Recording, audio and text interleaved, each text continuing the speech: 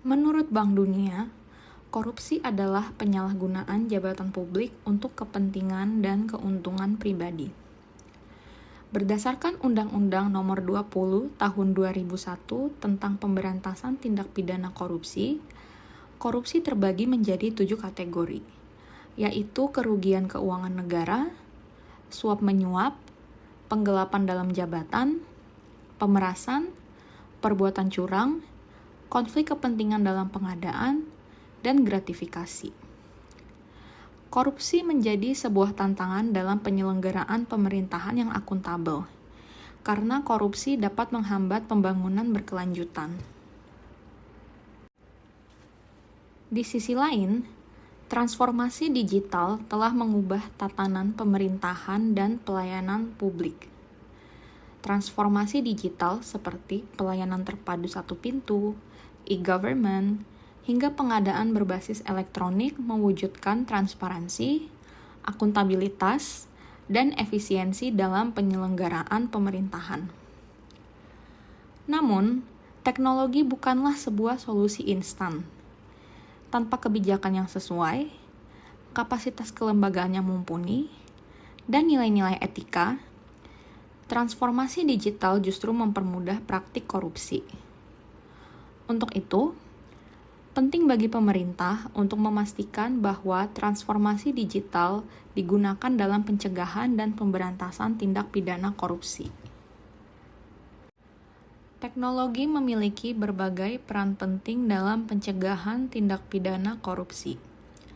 Misalnya, dengan menerapkan pengadaan barang dan jasa berbasis elektronik atau e-procurement, kesempatan untuk korupsi berkurang, karena informasi terkait pengadaan tersedia secara online dan dapat diakses oleh semua stakeholder.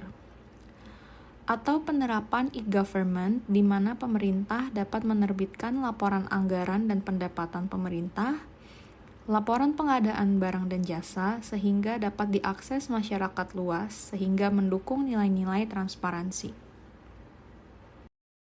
Namun, masih terdapat beberapa hambatan dalam penerapan transformasi digital untuk mencegah tindak pidana korupsi. Pertama, literasi digital masyarakat Indonesia yang belum optimal dan masih timpang antar daerah. Berdasarkan Indeks Masyarakat Digital Indonesia atau IMDI tahun 2025, skor literasi digital Indonesia sebesar 44,53 poin dari 100 poin, sehingga literasi digital perlu menjadi perhatian. Kedua, ancaman cyber security yang dapat mengancam data-data sensitif dan mengganggu pelayanan publik yang sifatnya elektronik.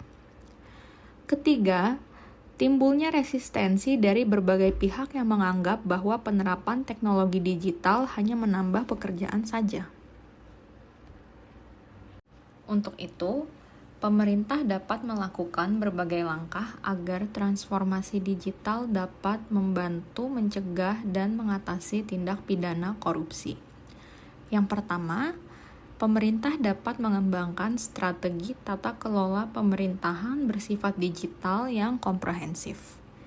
Strategi ini berfungsi untuk mengintegrasikan transformasi digital dengan tata kelola pemerintahan secara keseluruhan, sehingga nilai-nilai akuntabilitas, transparansi, dan integritas dapat tercapai dan diharapkan tindak pidana korupsi dapat berkurang. Kedua, pemerintah harus meningkatkan literasi digital masyarakat, termasuk PNS atau birokrat. Literasi digital menjadi sebuah prasyarat penting agar transformasi digital dalam penanganan korupsi dapat berhasil. Ketiga, pemerintah harus menerapkan sistem keamanan yang canggih agar data-data masyarakat, terutama data-data yang bersifat sensitif, tetap aman dan kepercayaan masyarakat terhadap pemerintah tetap terjaga.